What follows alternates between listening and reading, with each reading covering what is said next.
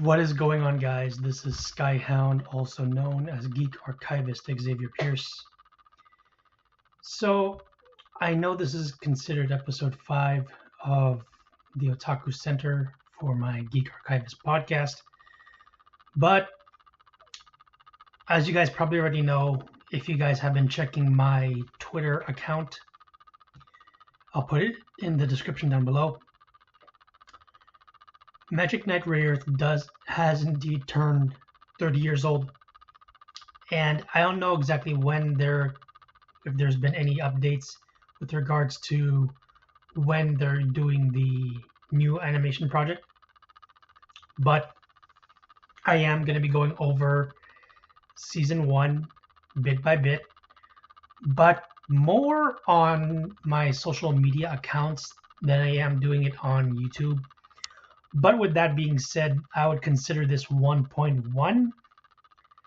So with regards to season 1, I know I've already done a post on it, so let me go grab it real fast. Give me one moment. So as you can see here on this tweet, it was dated on the 16th. I was a day ahead.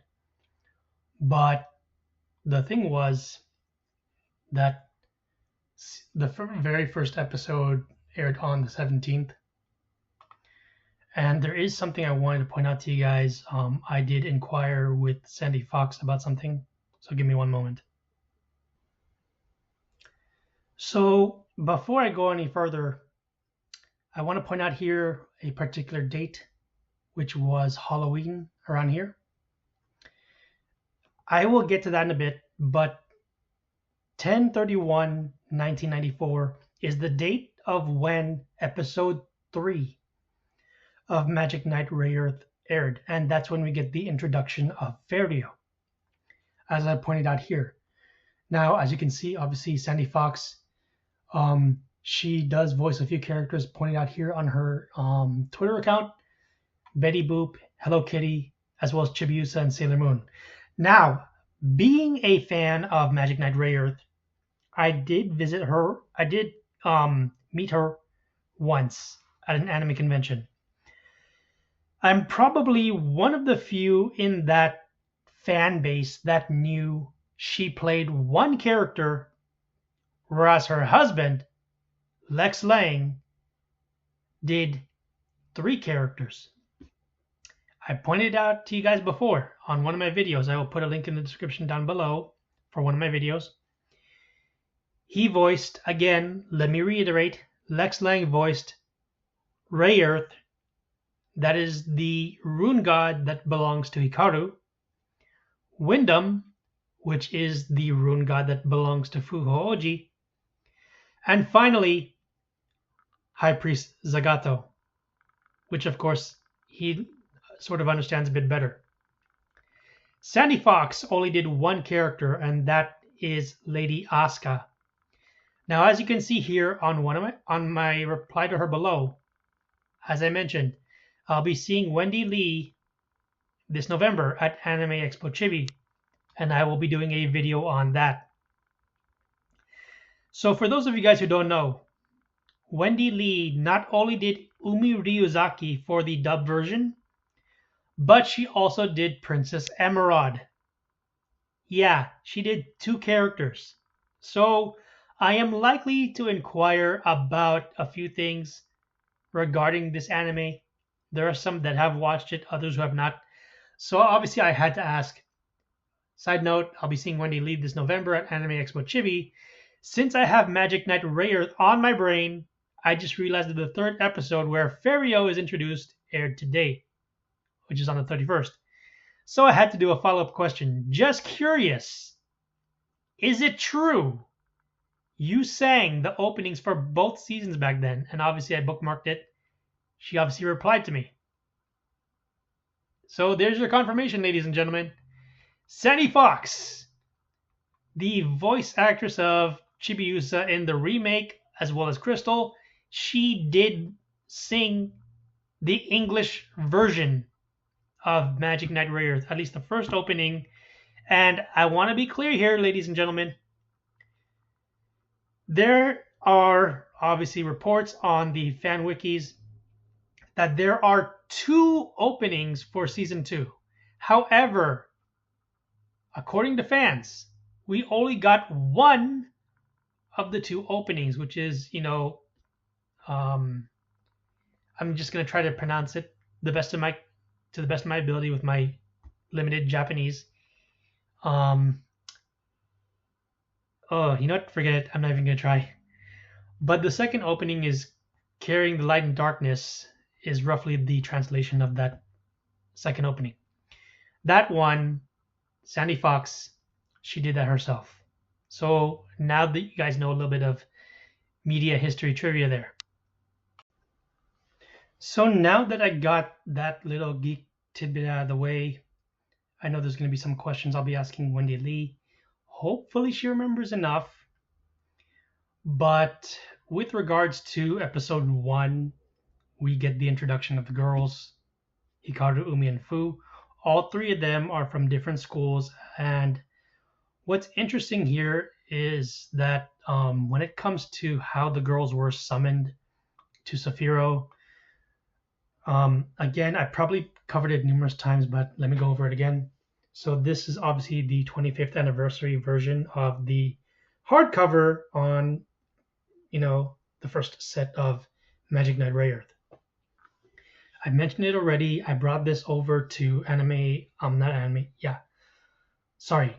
Expo. It was Power Morphicon for Power Rangers. Lex Lang has also done villains for the Power Rangers franchise, and he obviously signed, he signed my first volume as well. Now, what I want to point out to you guys here is that when it comes to how the girls were summoned, so we got this part right here. I'll get to the anime version in a bit. So as you can see here, this is how one of the scenes turns out. So when Emerald uses her spell, and then they're about to be summoned, there is something I want to point out to you guys here. Page 20 right here. You'll notice that with page 20, it kind of goes kind of like mystical, but at the same time a bit horror-like. So when they're summoned there, they obviously have no clue as to what's going on, and I will be playing the anime version of that clip where when they're summoned, it's a little bit different. So bear with me for a moment.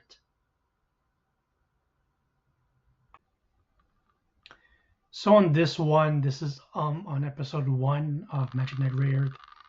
I obviously had to check it out from online. I'm not going to be doing any of the audio stuff, but I will point out here that I'm just going to be showing a little bit of it. So I showed you on the manga how it looked like in terms of the girls being summoned. So there's some parts that are similar to what you see there. So here's the animated version, and at least you guys get some context in terms of how they approached doing this particular scene. So obviously we're at the part where Emerald comes in and she uses her powers to summon the Magic Knights. The only one who knows the real reason of that spell is Clef. Now, as you can see here, the girl's already falling, but let me just back it up a little bit to back here. Right, give me a second. So right around here. You noticed, right when I paused it, the ground just simply the floor just simply disappears from under their feet. So now you get a little bit of context in terms of how they approach this. Now, while I will not show the entire episode, I will try to at least summarize based from memory. So when the girls are actually summoned to Sapphiros, they're totally confused in terms of what's been going on.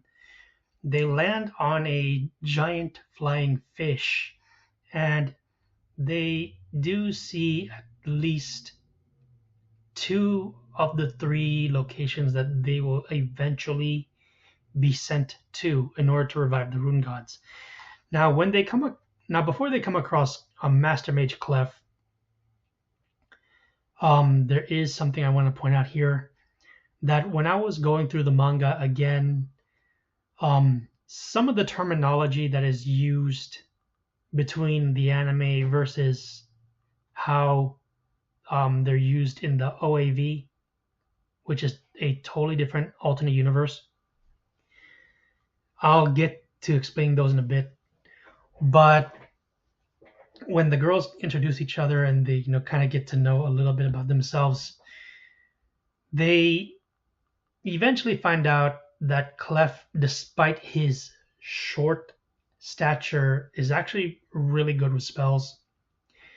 And as he explains to the girls that what really rules the realm of Sephiroth is the strength of the heart, that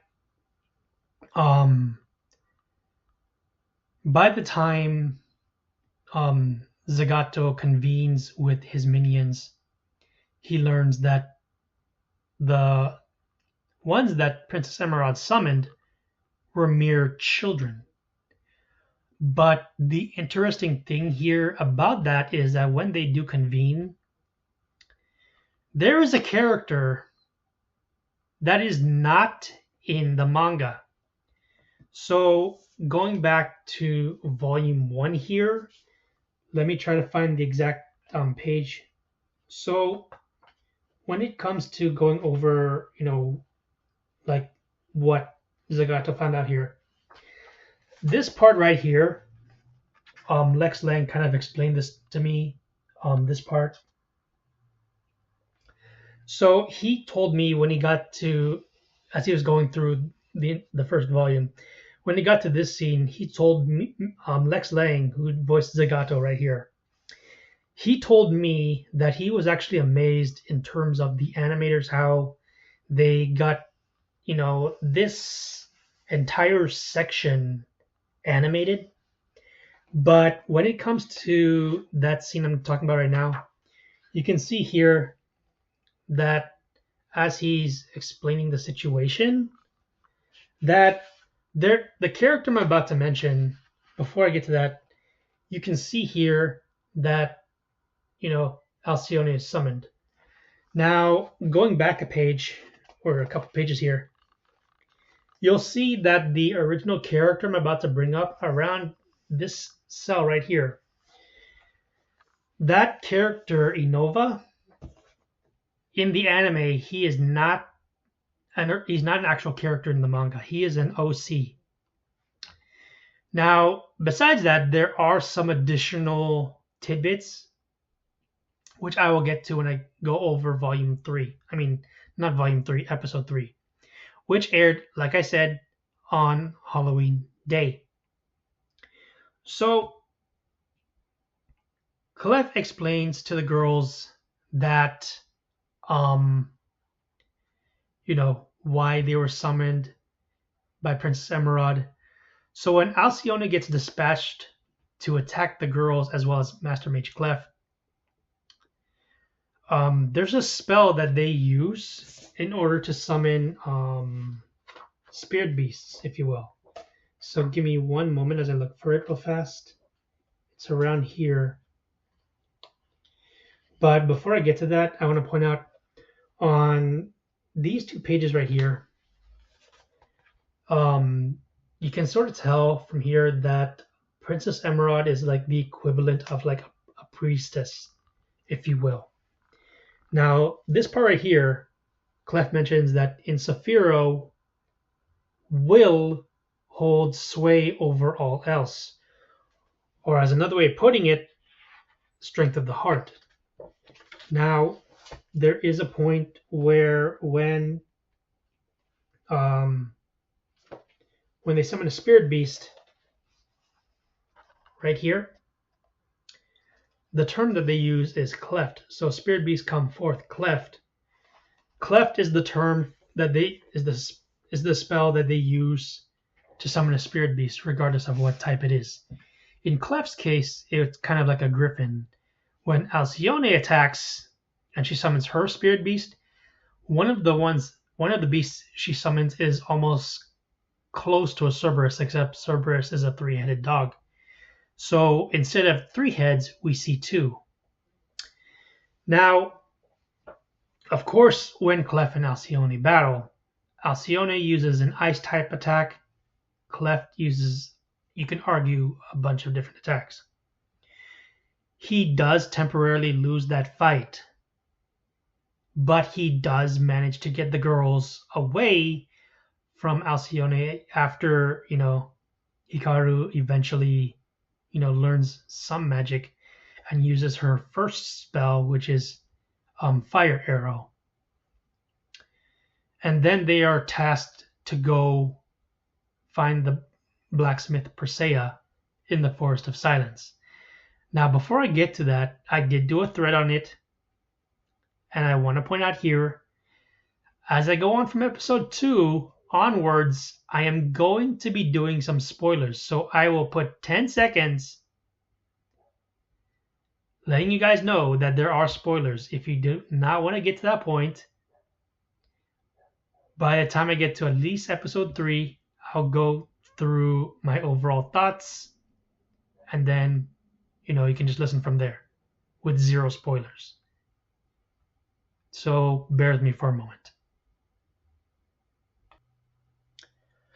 Okay, so like I said, with episode 2, you can see here the date when it actually aired. It was October 24th. Chimoku no Mori no Soshi Purisea. As I point out here, while I have gone over some parts of this episode briefly, I may as well make a mini thread on this. Spoilers! I will be making very distinct comparisons between manga and anime. You have been warned.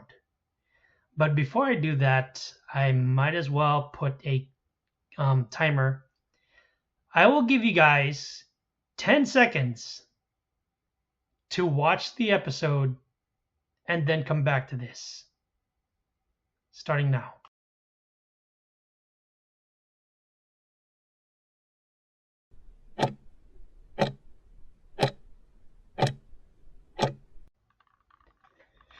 So if you guys are still here after that 10-second warning, don't try to make any comments down below stating that you weren't warned about spoilers, because I just told you guys.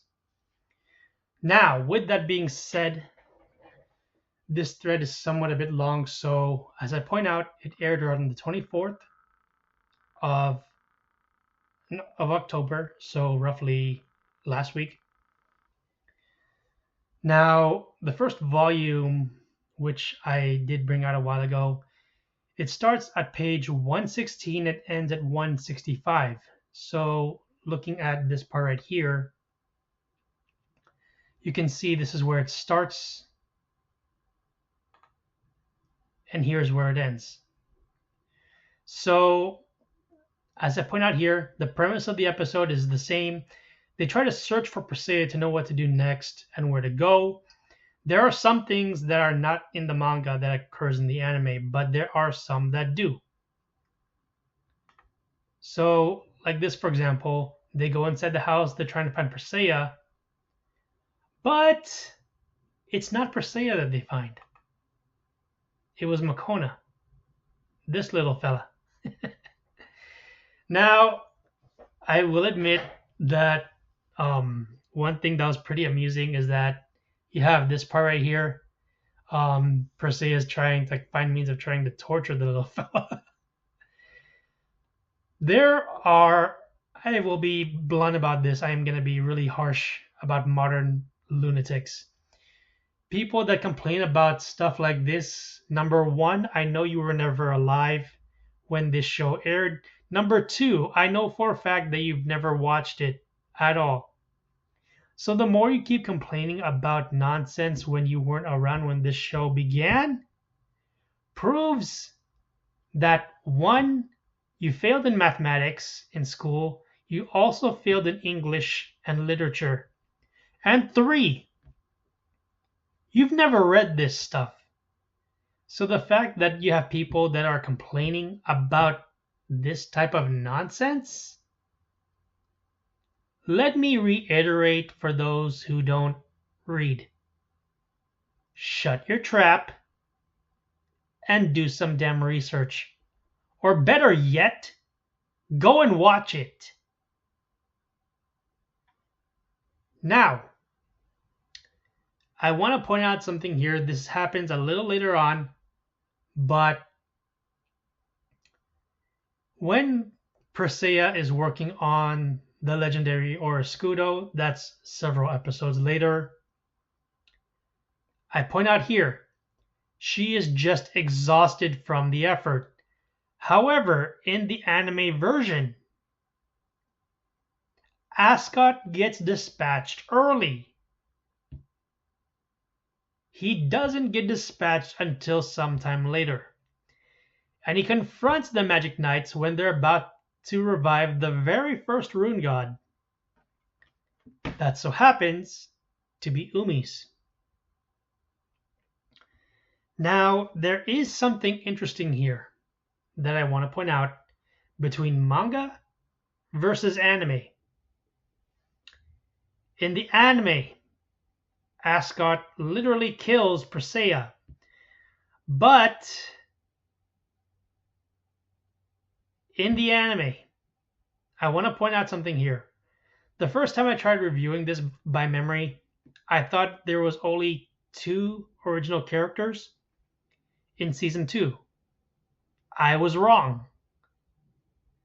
So, as I point out here on my thread, in season 2, I had to retract something I once said about original characters.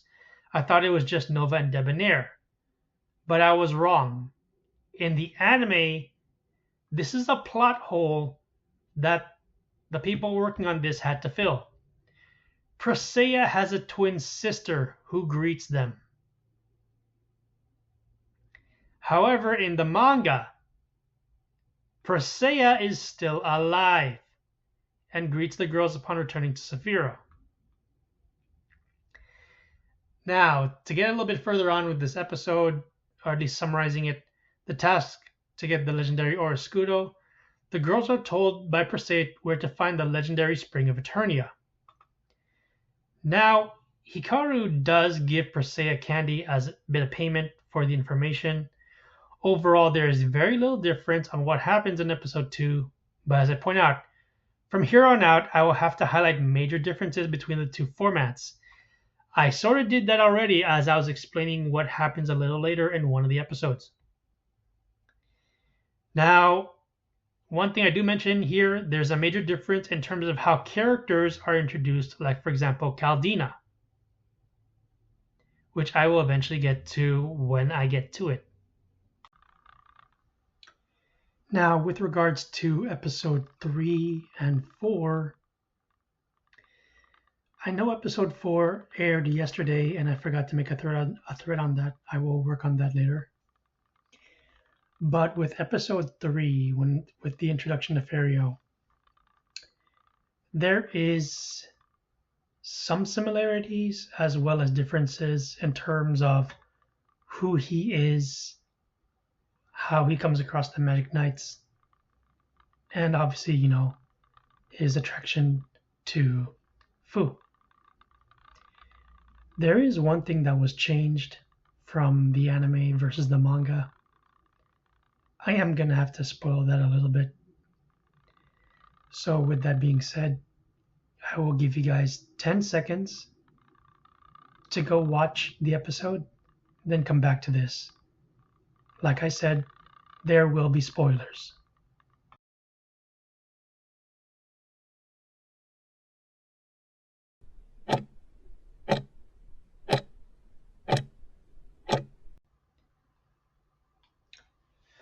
Okay, after those 10 seconds, if you guys are still here and you decide to ignore the spoiler warning, well, don't say you weren't warned.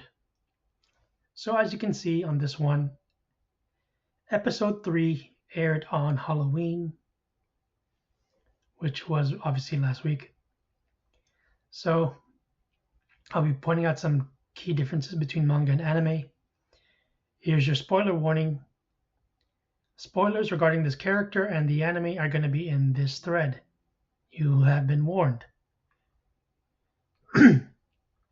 So, as I point out here, when I was going over details in terms of how some pages in the manga were sometimes covered in the anime, but the anime has a lot of filler due to the number of pages, sometimes the events in one medium do not always transfer into another. I will explain more about that in episode 4, where we get a little bit more of an introduction to Alcyone. Side note, Barbara Goodson, aka for Power Ranger fans, Rita Repulsa, and for those who watch anime like Robotech, yes, she was also in it. She did voice Alcyone in this show. Now, with that being said, Ferio is a prince of Sephiroth. Now, here's a quick major spoiler here. In the anime, his memory of his past life was temporarily wiped when we meet him in the Forest of Silence with the Magic Knights. Now, the way how they depict this one is a bit short, as I mentioned in the thread.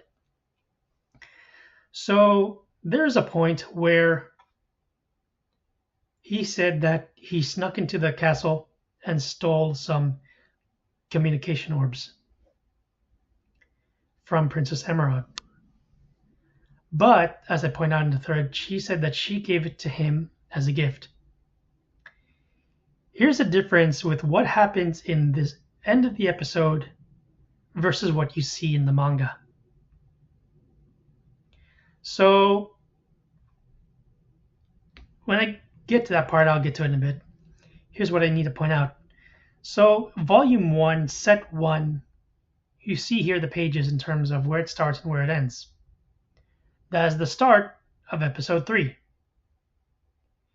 Volume 2 starts at page 3 and ends at roughly page 41, which is the remainder of Episode 3.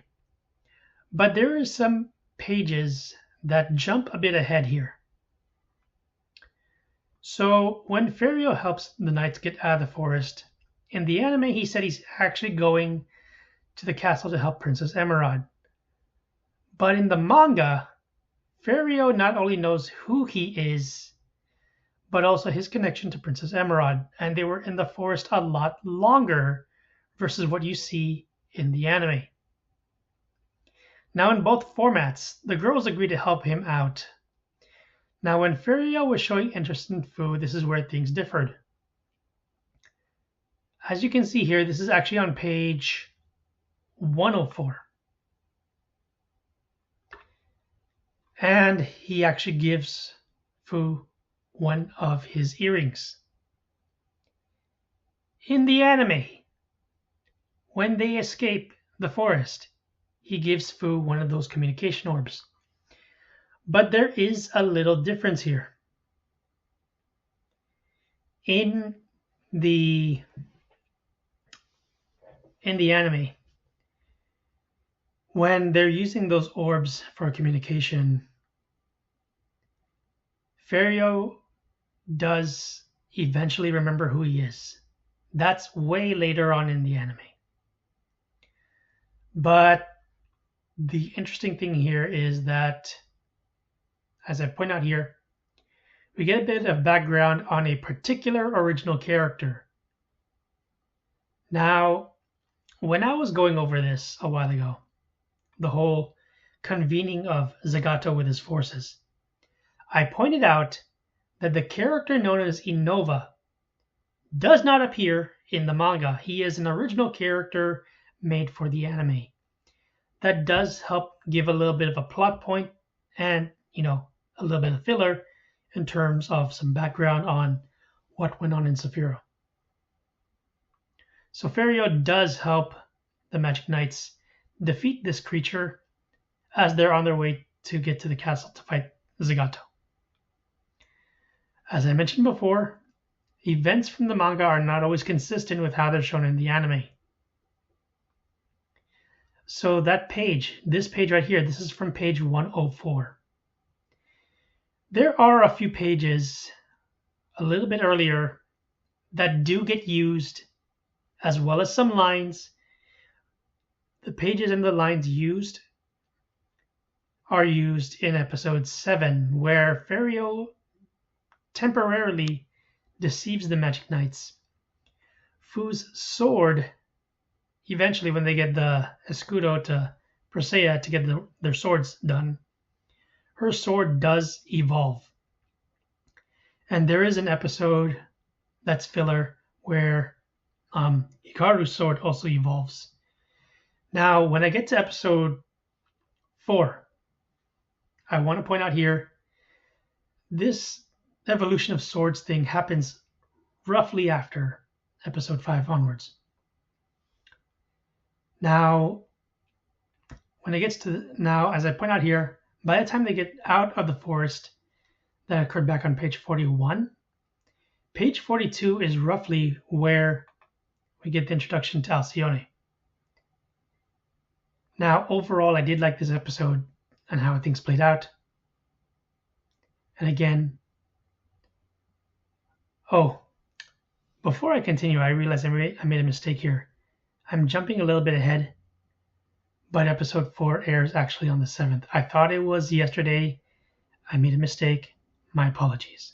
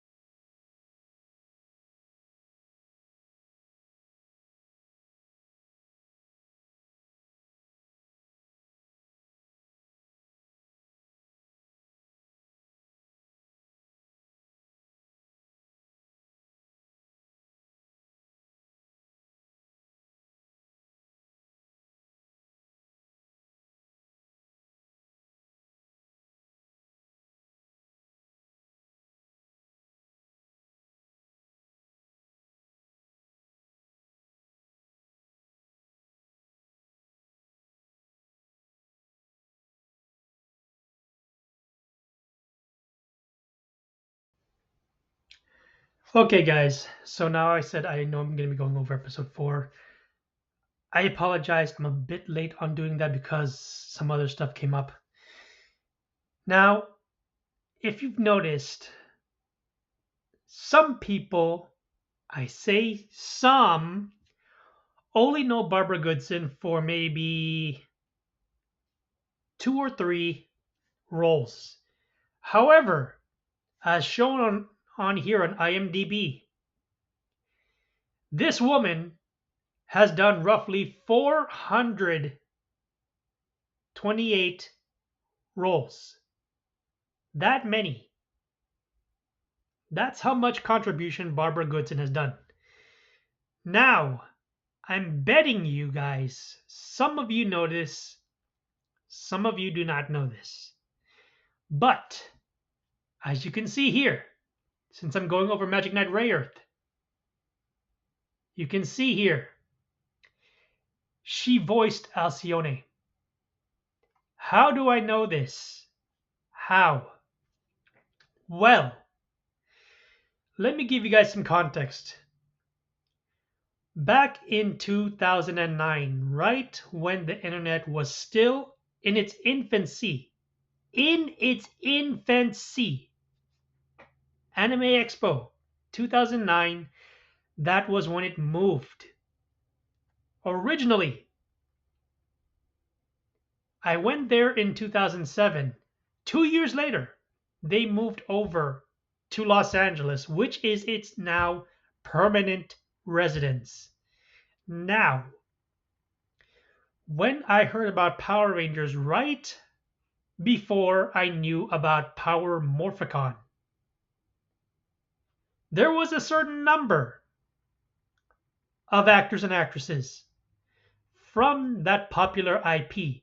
Barbara Goodson was one of them. So, what I recalled when I finally decided to summon the courage and talk with her about it, I don't know if she still has it or not, but I do recall this. It did show some of the characters from anime that she had voiced. One of them being Alcyone. Now, the picture was very small. I'd say about that much in terms of size for the picture. It was on her table. I only recalled asking her about the character once, and she was the only one who I was comfortable enough to talk about anime. And I only recalled asking her a little bit about, you know, what did she enjoy about it? How did it happen? Those are the only two questions I recall asking about. Now, whether or not she knows the answer to those questions, I don't know. It's been a long time since I've last spoken with her about it. But I do recall that she said it's been a long time since she's done it. If I ever get the chance, it would be nice. But if not, well, I'll put it this way. My documentation skills weren't up to snuff back in the early mid 2000s. Should I have done that years ago? Arguably, yes. But think about it for a moment. You finally get the chance to talk to somebody about this. I mean, are there some people who are good at documenting stuff? Depends on who you ask. Now, should I have done this back in my early college years? Yes, I should have. Because, think about it. For some of you guys, if you were taking English classes and you were told to cite stuff and they showed you the process, do you not think you should have applied it if you were going to be doing stuff like, say, for example, YouTube videos, or even writing essays, or even doing books? If you took English classes, they would have told you that. But again, I digress. Should I have done it earlier? Yes. Was I prepared for it? I'll be truly honest with you guys. I wasn't as prepared back then as I am now. But again, I should have done it regardless. Are there some things that I do recall when I went to conventions? Yes. But anyway, let me get straight to episode 4 real quick. As I pointed out earlier, I am going to be spoiling some stuff. At the same time, there is also going to be some information regarding fillers. Now, some episodes, again, they have bits of filler in there just to fill in, quote unquote, what was going on in the anime that they never covered in the manga. So let's get to it. Now, with regards to episode 4, I want to be clear here. Episode 4 started from roughly page 42 of volume 2 of Magic Knight Rayearth, ending at page 89. Now, are there parts that was not covered? As I stated earlier, yes, there is. So, going back to episode 4, which is known as Shunen no Masoshi Alcyone, which is roughly translated as Alcyone the Vengeful Sorceress. There is a part that is strictly not in the manga, where the girls are in the forest and they come across a deserted village. So I'm just going to be roughly reading a little bit from the Wikipedia, and it had to do with the fact that when a monster appears, forcing the villagers to go back into hiding, the girls eventually, defend the village when the monster goes to target a young girl. But when Alcyone is confronting the girls, um, Hikaru actually decides to confront her. But when Umi realizes that Hikaru is battling for their sake, there is a part that is actually in the manga where Umi and Fu use Makona to communicate with Clef, and they eventually learn some new spells. So when Fu learns some healing magic, Umi uses a attack known as Water Dragon. That is her signature spell. Hikaru's is Fire Arrow. So eventually, when Alcyone, does get beaten by them, Zagato doesn't take it very well when he finds out about it. So there is something interesting that when it comes to what happens in episode 5, and that actually aired on the 14th of November, which is this month. So right now it's showing the 9th. I know I'm a bit late because episode 4 aired 2 days earlier. Now, episode 5 was with regards to the girls getting the legendary Aura Scudo. The manga covers most of that, and the events that lead up to it is pretty much beat for beat the same. Now, the interesting thing is, like I said before when I was going over the different spells in some of the previous episodes, they use certain terms a little differently versus how they are used in the OAV, the original animated video, which is set in an alternate universe. But more or less in terms of the functions of these spells, some of them are pretty much more or less the same. But yeah, pretty much this is just me summarizing what went on between episodes 1 through 4, citing the differences, and just giving my general thoughts.